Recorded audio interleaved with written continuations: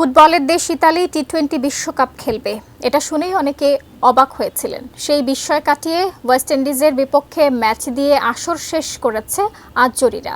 বিশ্বমঞ্চে আবির্ভাবে জয়ের দেখাও পেয়েছে দেশটি। বিদায়বেলায় একটি প্রশ্ন অবশ্য ঘুরপাক খাচ্ছে, 4 বার ফুটবল বিশ্বকাপ জয়ীদের আবার কি ক্রিকেটের বিশ্বমঞ্চে দেখা যাবে?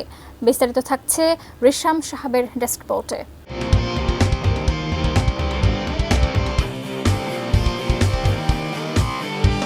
অভিষেক আসরে ইতালির পারফরম্যান্সে চমকে দিয়েছে ক্রিকেট প্রেমীদের। স্কটল্যান্ডের বিপক্ষে প্রথম ম্যাচে বড় ব্যবধানে হেরে গেলেও পরের ম্যাচে নেপালকে হারিয়ে ইতিহাস গড়ে তারা।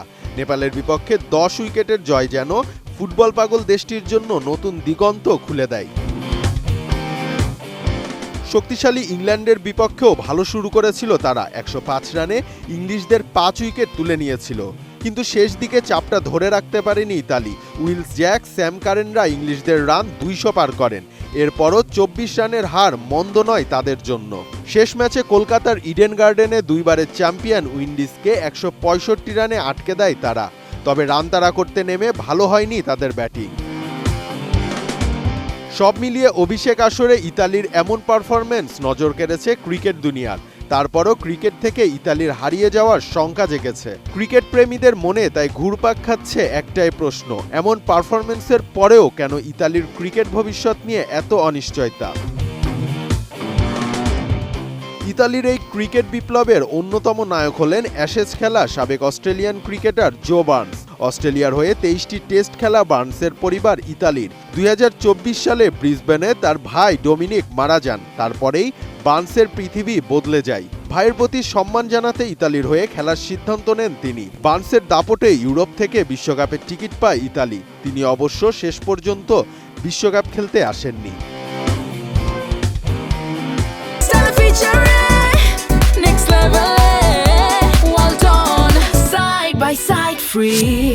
এবারের আসরে ইতালির সেরা পারফর্মার বেঞ্জামিন মানেন্তি অস্ট্রেলিয়ার বংশোদ্ভূত।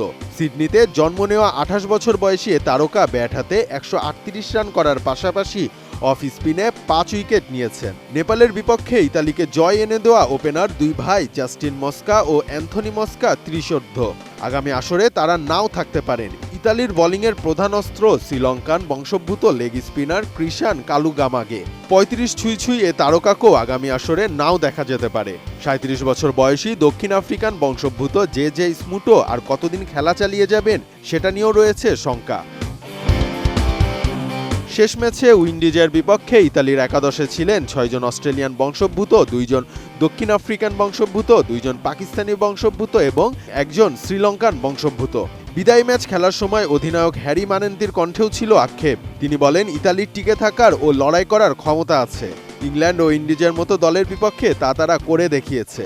ইতালির অধিনায়ক আইসিসির উদ্দেশ্যে বলেন, অন্য সব সহযোগী দেশের মতো ইতালির অর্থ প্রয়োজন এবং আইসিসির প্রত্যক্ষ তত্ত্বাবধান প্রয়োজন। বড় দলগুলোর সঙ্গে যত খেলার সুযোগ পাওয়া যাবে ততই তাদের কাছাকাছি পৌঁছে যাবে ইতালির ক্রিকেট দল।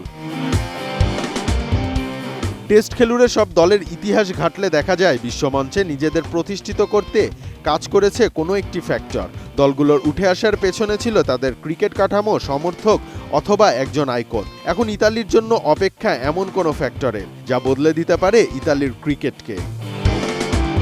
রিশাম সাহাব, এটিএন নিউজ।